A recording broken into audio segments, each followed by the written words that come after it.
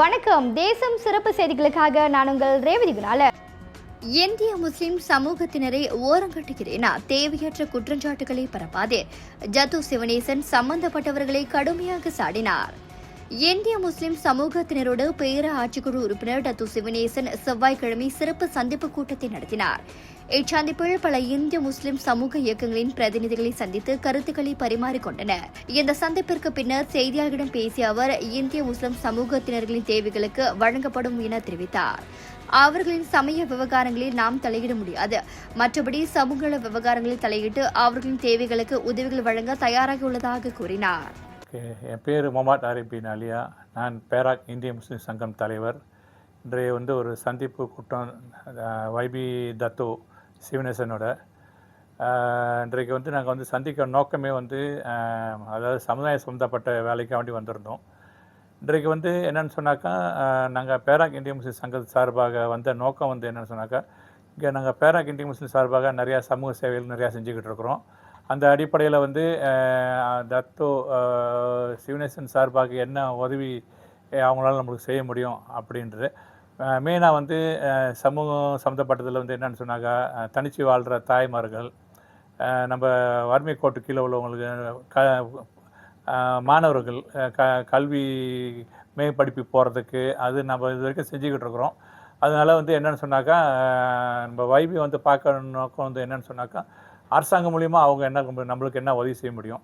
அந்த அடிப்படையில் நம்ம இன்றைக்கி அவங்கள பார்த்து ஒரு கலந்துரை பண்ணதில் நல்ல ஒரு அருமையான கருத்துக்கள் சொன்னாங்க. அந்த அடிப்படையில் நம்மளும் இந்த அவருக்கு ரொம்ப ஆதரவாக இருந்தது மட்டும் இல்லாமல் நம்மளும் நம்ம சமூக சார்பாக என்ன நம்ம இந்த மக்களுக்கு செய்தி எடுத்து வைக்க முடியும். அதே சமயத்தில் முஸ்லிம் சகோதரர்கள் வழிநடத்தி வரும் அரசு சாரா இயக்கங்கள் நிதி உதவி வழங்க தயாராக உள்ளதாகவும் அதற்கு முறையான விண்ணப்பங்கள் செய்தால் பரிசீலிக்கப்படும் என தெரிவித்தார்.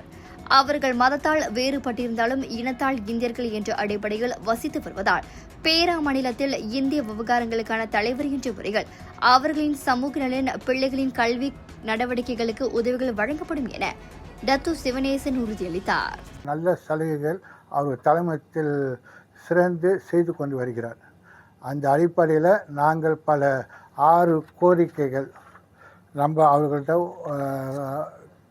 கோரிக்கைகள் விடுத்துள்ளோம். அந்த அடிப்படையில் அவருடைய தலைமையின் கீழ் இருக்கக்கூடிய என்னென்ன வாய்ப்புகள் இந்திய முஸ்லிம் சமுதாயத்துகள் பயன்பட முடியும்.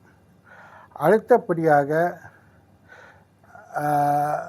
மஸ்ஜித், சூராவ், மதரசா போன்ற வகையில் இருக்கக்கூடிய சமய சார்பட்ட இதுக்கு அவர் தெளிவாக முறையாக அவர் விளக்கம் அளித்தார். இத்துடன் இன்றைய செய்திகள் நிறைவடைகின்றன. மேலும் பல ஆன்மீக செய்திகளை தெரிந்து கொள்ள தேசம் டிவி மலேசியா யூடியூப், டிக்டாக் மற்றும் இதர சமூக வலைத்தளங்களை பின்தொடருங்கள். உங்களிடமிருந்து விடைபெறுவது நான் உங்கள் ரேவதி குணாலன். மக்களோடு தேசம், தேசத்தோடு மக்கள். நன்றி, வணக்கம். ஒரு வீட்டுக்கு ஒரு பட்டதாரி எனும் நிலை போய் ஒரு வீட்டுக்கு பல மருத்துவர்களை உருவாக்கும் நடவடிக்கையில் இறங்கியுள்ளது எய்ம்ஸ் பல்கலைக்கழகம். இந்திய மாணவர்களின் எதிர்காலத்திற்கு அடித்தளம் அமைக்கும் எய்ம்ஸ் பல்கலைக்கழகம் MIED வழி மாணவர்களின் பொருளாதார பிரச்சனையை கல்வி உபகார சம்பளம், கல்வி கடனுதவி மூலம் தீர்த்து வைக்கிறது. எய்ம்ஸ் பல்கலைக்கழகம் தரத்தில் உயர்ந்தது, போதனைகள் சிறந்தது, மாணவர்களுக்கு நிலையானது. இன்றைய நாடுகள் எய்ம்ஸ் பல்கலைக்கழகம்.